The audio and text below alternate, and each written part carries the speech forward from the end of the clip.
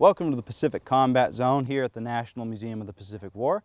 Today we are talking about communications as used in the Pacific. So I'm going to start us off with what was essentially old hat by the time World War II comes around. These are field telephones. They are exactly what they sound like. They are telephones for use in the field. Now keep in mind, of course, that telephones at the time are wired communications. There are no wireless phones quite yet. That won't be until a little ways after the war, but the way they use these is by connecting them with these spools of wire across the field, and you could connect not only your front line, so your different outposts at the front could communicate with one another, coordinate defense and attack, but also have the lines go behind you to your headquarters so that your officers behind you could talk to you as well. You could coordinate an entire front line, and these on their own have a range of about 5 miles between each other, but if you rig up a switchboard and a generator, you can get 22 miles of range out of almost as many phone lines as you need to cover a pretty wide area. They do come with one key flaw, and that is the very fact that they're wired. The wire breaks pretty easily. There's nothing special about this cable. It's not reinforced, it's not particularly tough.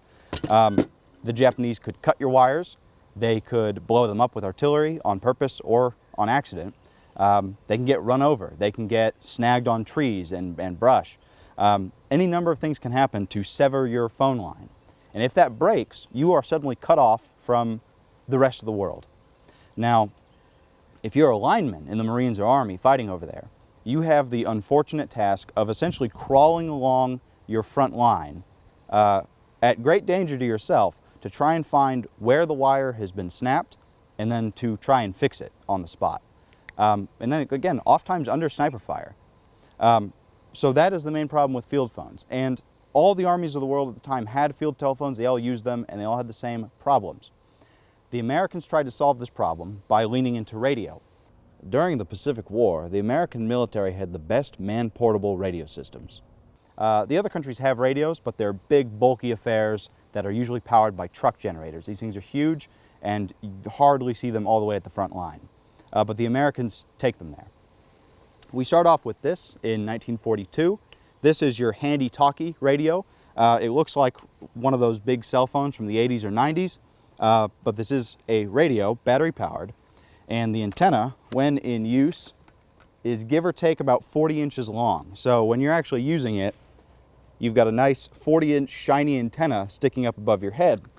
A lot of soldiers and Marines try to negate that by sticking a sock on the end in hopes that it would camouflage it a little bit.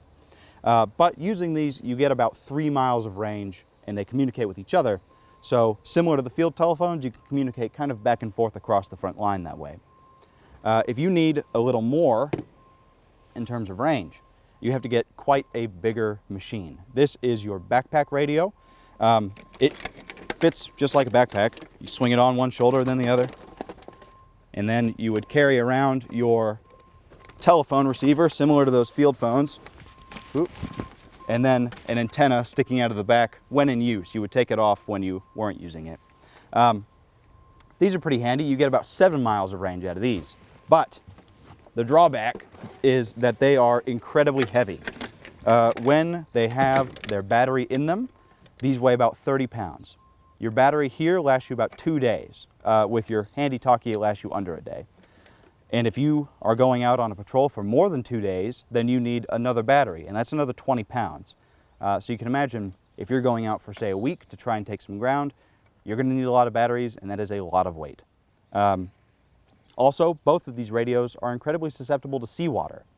So on a landing, more often than not, your radios are going to get destroyed as you jump into the ocean to try and get ashore.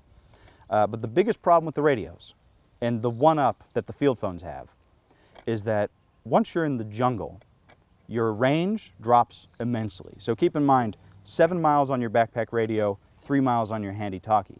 When you're fighting through the jungle, your 7 miles drops down to more like 2 or 3, if you're lucky.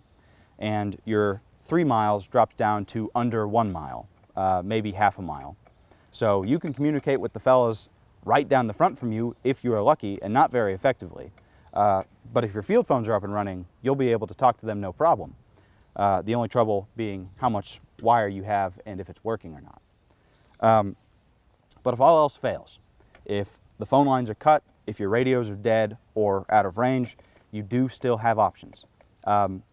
Even older than our field phones is the idea of a runner, of course.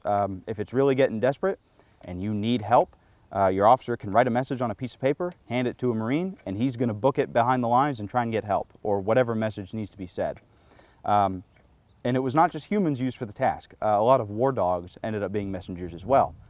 So we took help where we could find it. But if you can't afford to send a messenger or have a uniquely good position to do so, you can also use your semaphore flags. Now, these have been around since after the Civil War, and they are colorful flags, red and white, and you would go stand up on a hilltop, and each position in which you hold your hands indicates a different letter, similar to Morse code with dots and dashes, but with flag positions. So the range on these is as far as the human eye can see. So long as you're standing up on top of a hill, if the fellow looking at you has a pair of binoculars, he'll be able to get the message. And then you can communicate and do your job. And then when that job is done, when everything has wound down, the most important method of communication is the paperwork that you are able to leave behind. So your officer was expected to, after something important happened, be it an attack and some form of defense, write a report on it. And all of this would be typewritten. Typewriters actually ceased production and ceased sale when the war started in late '41. If you, as a civilian on the home front, wanted to get a hold of a typewriter, you had to write and ask the government for permission to buy one, and it was probably going to be used and pretty beat up. All the fresh new typewriters that had been built just before the war were sent to the Army or Marines for use in their offices. And they quit making typewriters, keep in mind, because companies like Underwood started manufacturing carbines and rifles instead. The machinery transferred over pretty well. So, all in all, your forms of communication on the front, your field phone being the most reliable, your radios being the best in terms of range, but are not wired. And then at the end of the day, you write it all up on your handy dandy typewriter.